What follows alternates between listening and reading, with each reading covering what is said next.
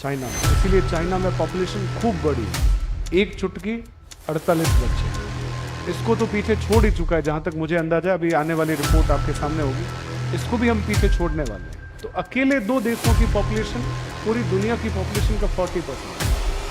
जनसंख्या को एफिशिएंट बनाना,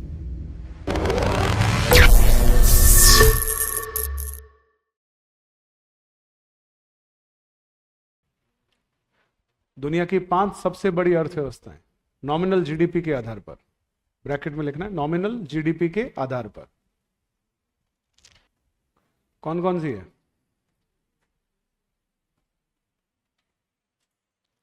USA, China, Japan, Germany और इंडिया।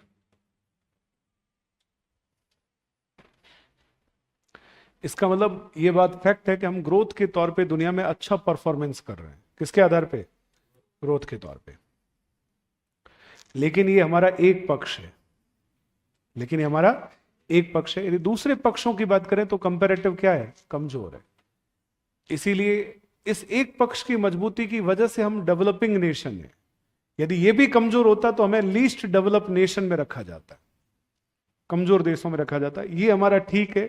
इस वजह से भारत में प्रॉस्पेरिटी बढ़ रही है, इंफ्रा बढ़ रहा है, डेवलपमेंट हो रहा है, इकोनॉमिक सोशल डेवलपमेंट हो रहा है, लोगों में कंपैरेटिव ग्रोथ हो रही है। लेकिन फिर भी चैलेंजेस बरकरार है, और वो इसीलिए है क्योंकि हमारी पॉपुलेशन दुनिया में सबसे ज्यादा है। तो इकोनॉमिक ग्रोथ का सबसे बड़ा बैरियर इंडिया में क्या है? Population explosion. एक शब्द होता है जिसको बोलते हैं हम टोटल फर्टिलिटी रेट। क्या बोलते हैं इसको? कुल प्रजनन दर। समझो, एक माता, मदर जो है, उसके एवरेज कितने बच्चे पैदा हो रहे हैं, तो औसत कितने चाइल्ड क्रिएट कर रही है। एक समय में 70 के डेकेड में यह शब्द चाइना में हो रहा था कि एक माता से औसतन 6 बच्चे पैदा हो रहे थे। कहां पे? चाइना में। इसीलिए चाइना में पॉपुलेशन खूब बढ़ी 60-70 के डेकेड में, क्योंकि एक एक घर में कई बच्चे थे। फिर चाइना ने 1979 में एक पॉलिसी डेवलप की, और इस पॉलिसी में यह कहा कि 1 चाइल्ड पॉलिसी, ओसीपी। पॉलिसी का नाम क्या रखा? एक शिशु नीति। यदि आपका एक से ज्यादा बच्चा होगा, गवर्नमेंट आपको फैसिलिटी नहीं देगी, कई तरह के कटौतियां करेगी, आपको योजनाओं का लाभ नहीं मिलेगा। इसका क्या परिणाम हुआ? धीरे धीरे धीरे धीरे वहां टीएफआर में कमी आई। किसमें कमी आई? टीएफआर में कमी आई, टोटल फर्टिलिटी रेट। तो आप समझो, आज के समय में चाइना की टीएफआर जो है वो लगभग 1 के आसपास आ गई। और स्थिति ये हुई कि चाइना में धीरे धीरे धीरे यूथ कंपैरेटिव कम होने शुरू हो गए, और पुराने टाइम में जनरेशन बढ़ती थी, इसलिए ओल्ड एज के लोग बढ़ गए। इसलिए आज के टाइम में चीन को बूढ़ों का देश कहते हैं। सेम जापान के लिए भी है। तो इससे वहां की डेमोग्राफी, क्या सब यूज किया मैंने? डेमोग्राफी का मतलब होता है जननांकीय लाभांश। पॉपुलेशन की वजह से प्रोडक्टिविटी कितनी होती है, उस पर असर पड़ा। समझ में आ रही बात? हालांकि चीन अभी फिर भी प्रोडक्टिविटी के तौर पे आगे, क्योंकि लोग अनुभवी है, ज्यादा है, यूथ भी ठीक है। जापान इस मामले में काफी कमजोर हुआ है, और इसीलिए जापान की इकोनॉमी धीरे धीरे डिक्लाइन हो रही है। और यही चीज डेवलप कंट्रीज में भी हो रही है, क्योंकि वहां पॉपुलेशन को लेकर चैलेंजेस है। इंडिया इस मामले में, यदि हम ये कहें, लगातार पिछले कई वर्षों से इंडिया की टीएफआर लगभग आज से 10-20 साल पहले 3 to 4 के आसपास थी। तो इंडिया में पॉपुलेशन बढ़ी, लेकिन फिर धीरे धीरे इंडिया में भी एक पॉलिसी आई, फैमिली प्लानिंग, परिवार नियोजन, और उसको ध्यान में रखते हुए कई लोगों ने इंटेलेक्चुअल आईक्यू का प्रदर्शन करते हुए धीरे धीरे अपने परिवार को मैनेज किया और टीएफआर को कम किया। हमने ये टारगेट किया था कि इंडिया की टीएफआर को हमें 2.1 तक लाना है। इसके बावजूद भी यदि हम पिछले 2023 की बात करें, तो भारत की जनसंख्या दुनिया में इतनी तेज गति से बढ़ती गई, मतलब एक चुटकी 48 बच्चे। इसको हम क्या कहेंगे? Population explosion. समझ गए? इसका यह असर हुआ कि 2023 में हमने चीन को पीछे छोड़ते हुए दुनिया में जनसंख्या के आधार पे फर्स्ट कंट्री का दर्जा ले लिया। हालांकि हमारे लिए फायदेमंद चीज है कि दुनिया का सबसे ज्यादा यूथ इंडिया में है, और इसीलिए संभावनाओं के आधार पर यह कहा जा रहा है कि आने वाले 10 सालों में सबसे अच्छी ग्रोथ जिस कंट्री की होगी, कौन सा होगा? इंडिया। क्योंकि लोग कंपैरेटिव इंफॉर्मेशन कम्युनिकेशन टेक्नोलॉजी को भी समझ रहे हैं, जेंडर इक्वेलिटी के भी पहले से काफी अच्छे प्रयास है, महिलाओं का कंट्रीब्यूशन भी बढ़ रहा है, डेमोग्राफी मजबूत है, स्किल डेवलपमेंट हो रहा है, लेबर पावर बहुत सस्ता है, बॉर्डर खुले हुए हैं, इंपोर्ट एक्सपोर्ट बढ़ रहा है, सर्विस में भी इजाफा हो रहा है, गुड्स में भी इजाफा हो रहा है। तो भारत संभावना वाला देश है। जल्द ही भारत इसको तो पीछे छोड़ ही चुका है, जहां तक मुझे अंदाजा है। अभी आने वाली रिपोर्ट आपके सामने होगी, इसको भी हम पीछे छोड़ने वाले हैं, और हम दुनिया की तीसरे नंबर की इकोनॉमी बन जाएंगे, और हम एक बड़ा चैलेंज बन जाएंगे। कौन से देश के लिए? चाइना। चाइना के साथ दिक्कत है कि उनकी डेमोग्राफी कमजोर हो रही है। हमारे लिए पॉजिटिविटी है कि हमारी डेमोग्राफी मजबूत है। डेमोग्राफी मतलब यूथ पॉपुलेशन, जो प्रोडक्टिविटी में सपोर्ट करते हैं। अब बस दिक्कत यह है कि हमारी यूथ पॉपुलेशन गलत डायरेक्शन में नहीं जाए, और यदि वो प्रोडक्टिविटी की अप्रोच में आ जाए तो हम दुनिया के टॉप इकोनॉमी फेज में आ सकते हैं। अब देखो, यदि बच्चे ने पूछा ही है तो मैं विस्तार से जा सकता हूं।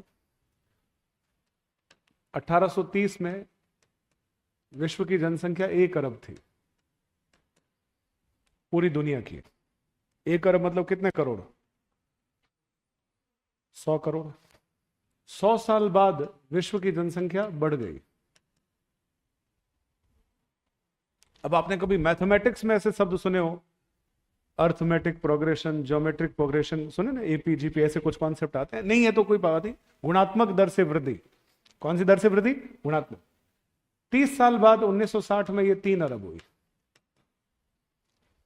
ये मैं वर्ल्ड पॉपुलेशन कर रहा हूं, इंडिया की नहीं, पूरी दुनिया की। 300 करोड़ हो गई। 15 साल बाद ये पॉपुलेशन 4 अरब हो गई। 12 साल बाद इस तारीख को पॉपुलेशन डे मनाया जाता है, क्योंकि पॉपुलेशन 5 अरब हो गई। विश्व जनसंख्या दिवस कब मनाते हैं? 11 जुलाई। सवाल बनता है कई जगह, छोटी परीक्षाओं में खूब पूछा जाता है। ठीक है, आगे बढ़ते हैं। फिर ये 12-12 साल से स्टैटिक सी हो गई। 1999 में 6 अरब, 2011 में फिक्स 12 साल, देखो आप 7 अरब। और ऐसा अनुमान लगाया जा रहा है कि 2030 तक ये दुनिया की 9 अरब के आसपास पॉपुलेशन है। और यदि अभी हम बात करें तो मान लो दुनिया में 200 देश है। कितने देश है? 200। और इनकी पॉपुलेशन मान लो हम कहते हैं 9 अरब है, तो अकेले 2 देशों की पॉपुलेशन पूरी दुनिया की पॉपुलेशन का 40% है, और वो है चीन और इंडिया। और ऐसे हम कह सकते हैं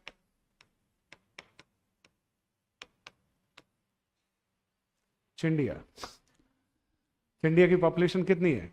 पूरी दुनिया के देशों का 40%। ये कम आंकड़ा नहीं है। और यदि यूं देखें तो हमारे लिए जनसंख्या, अब जैसे हमारे इंडिया में भी नॉर्थ एरिया में कंपैरेटिव पॉपुलेशन ज्यादा बढ़ी और साउथ एरिया में पॉपुलेशन कम बढ़ी, क्योंकि वहां awareness, availability, infrastructure, education, health, nutrition, human development comparative अच्छा हुआ। पॉपुलेशन, अब जैसे हरियाणा जैसे राज्यों में अभी भी लोग इन चीजों को लेकर सजग नहीं है। तो सबसे ज्यादा बुरी स्थिति किसकी है? लैंगिक समानता को लेकर हरियाणा की। राजस्थान भी कम पीछे नहीं है। बिहार जैसे राज्यों में महिलाओं की, यूपी जैसे राज्यों में, एमपी जैसे राज्यों में आज भी महिलाओं की स्थिति, झारखंड में, छत्तीसगढ़ में, यहां तक कि उत्तराखंड जैसे कई पहाड़ी राज्यों में महिलाओं की स्थिति बहुत बुरी है। और इसीलिए वुमन लिटरेसी रेट इन राज्यों की कंपैरेटिव खराब है। लेकिन आप केरला चले जाओ, केरला में पुरुषों की तुलना में महिलाएं ज्यादा मजबूत है। गोवा चले जाओ, कई राज्यों में, छोटे छोटे राज्यों में, यहां तक कि साउथ के राज्यों में, तमिलनाडु में, महिलाएं और पुरुषों की भागीदारी लगातार बढ़ती जा रही है। फर्क हो गया। अब वहां पे अमूमन फैमिली प्लानिंग पे लोगों ने सही फोकस किया। धीरे धीरे उन राज्यों की कंपैरेटिव पॉपुलेशन भी कम हुई, क्योंकि उन्होंने अपनी टोटल फर्टिलिटी रेट पे काम किया। आज ये स्थिति है कि नॉर्थ की पॉपुलेशन की तुलना में साउथ की पॉपुलेशन ग्रोथ रेट कंपैरेटिव कम रही, जनसंख्या कम है, इंफ्रा मजबूत हुआ, पर कैपिटा इनकम अच्छी है। अब साउथ के स्टेट के जो चीफ मिनिस्टर है उनको ऐसा लगता है कि इससे उनकी डेमोग्राफी खराब हो रही है एज कंपैरेटिव नॉर्थ। तो कंपटीशन के चक्कर में ये क्या कह रहे हैं, जनसंख्या बढ़ाओ। जबकि ओवरऑल इंडिया की अप्रोच देखें तो हम ये कह सकते हैं दुनिया में हमारे लिए जनसंख्या एक बहुत बड़ा चैलेंज है। और यदि हम हमारी देखो, मेरे लिए मेरा ये मानना है कि जनसंख्या कम करना कोई सॉल्यूशन, जितना बेहतर सॉल्यूशन नहीं है उससे ज्यादा जनसंख्या को एफिशिएंट बनाना। अब मान लो किसी के, मैं जैसलमेर में एक परिवार को जानता हूं, हमारे करीबी है, उनके परिवार में 8-10 बच्चे और सभी अधिकारी,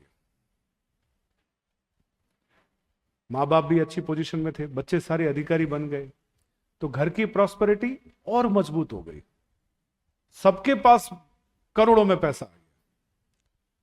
अब उनके जब बच्चे ज्यादा हुए थे तो लोगों को क्या लगा कि यार इनके घर में प्रॉस्पेरिटी कम होगी, लेकिन सब इफेक्टिव रहे, सब एफिशिएंट रहे, सबकी वर्किंग एफिशिएंसी अच्छी रही, सबने पढ़ाई अच्छी की और सब लोग एक मोड में आ गए, सक्सेस मोड। क्लियर है? लेकिन मान लो उल्टा हो जाए, तो जनसंख्या 8-10 हो, उसमें 2-5 क्रिमिनल निकल जाए, 2-5 बेरोजगार हो जाए, तो घर की हालत पैरेलल उतनी ही खराब हो जाएगी। समझ गए? तो अब हमें क्या चाहिए, हम जनसंख्या में लोगों को क्रिमिनल नहीं बनाना चाह रहे हैं, गैंगस्टर नहीं बनाना चाह रहे हैं, हम जनसंख्या को बेरोजगार नहीं बनाना चाह रहे हैं, हमें जनसंख्या को क्या करना चाहिए, स्किल्ड करना चाहिए, ताकि जनसंख्या क्या हो, एफिशिएंट हो। हमारी पॉजिटिविटी का हमें फायदा लेना चाहिए। हमारे प्राइम मिनिस्टर मोदी ने कई जगह ये कहा कि भारत को, दुनिया को अपनी ताकत को दर्शाना चाहिए। भारत के पास स्पेशली कहा जाए 3D है। एक तो हमारे देश में डेमोक्रेसी है, एक हमारे देश में डेमोग्राफी है, और एक हमारे देश में डिमांड है। ये 3D पे यदि भारत सही काम करे तो भारत दुनिया में टॉप इकोनॉमी बन सकता है। 3D क्या? लोकतंत्र, जहां सबको मौका मिलता है, कमजोरों को ऊपर लाने का एफर्ट होता है। डेमोग्राफी मतलब युवा जनसंख्या अच्छी है, स्किल्ड हो सकती है, उनसे रोजगार बढ़ाया जा सकता है। हर व्यक्ति को, अब रोजगार का मतलब सिर्फ गवर्नमेंट जॉब नहीं होता, रोजगार का मतलब होता है स्किल्ड। मैं कई बार ये बातें आपसे शेयर कर चुका हूं। इन चीजों पे गवर्नमेंट को फोकस करने की आवश्यकता है।